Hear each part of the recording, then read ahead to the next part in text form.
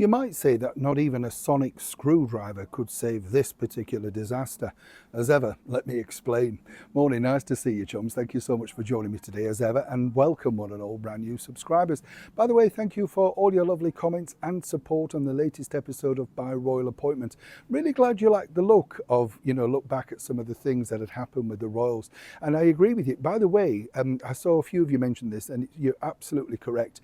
Glenda Jackson as Elizabeth I. Wow, what a performance. I remember that. I was at school at that time, and there was, I don't know if this happened at your school, but there was always this sort of thing where they might let you see it if they could bring the TV in.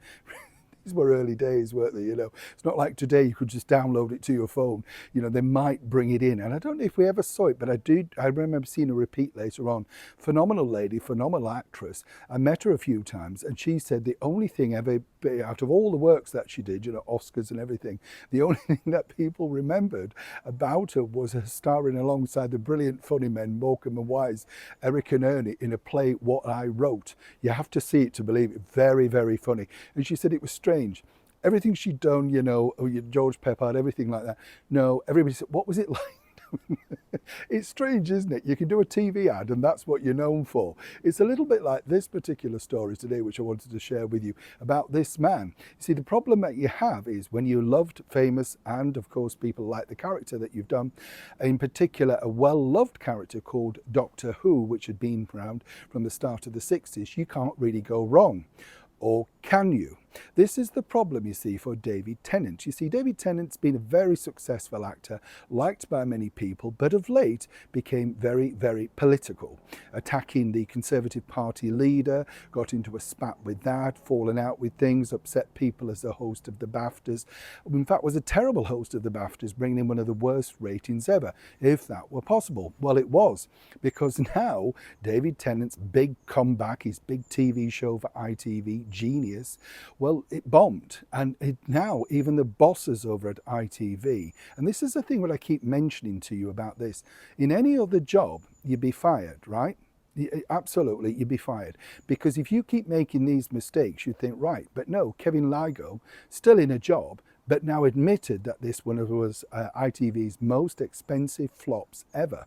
Now, of course, they don't want to admit the fact that at the time of that coming out, there was David Tennant becoming very political when it's a family game show, big splash, over so many nights, and of course chance to win lots of money. You need the public on side. You do not to alienate them. The other bigger problem that they have is that they felt that Doctor Who hosting a quiz show was a surefire ratings winner.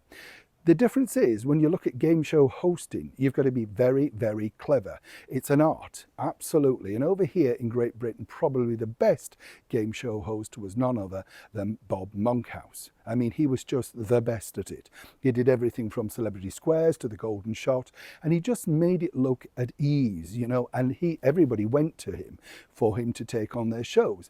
David Tennant is an actor. He reads other people's words. He has an affable personality, but it's not a warm, drag you in, let's watch this quiz together, everybody's sort of personality.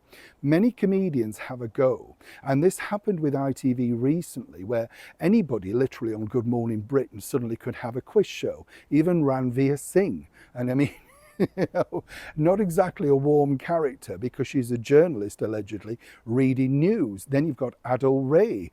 Everybody thought they could do it and have failed. There are one or two exceptions in this modern era. Now, as I say, this particular show being axed, utter catastrophic disaster, lost millions for the company.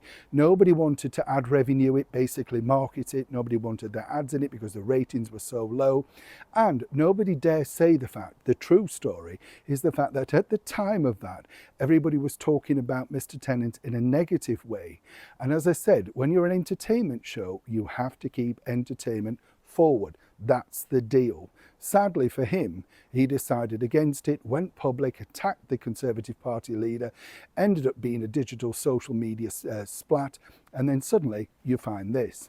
But as ever, the people at the top at ITV who are now slashing the wages of the ones lower down, they get to keep their jobs and they discuss it at a festival as to why it went wrong.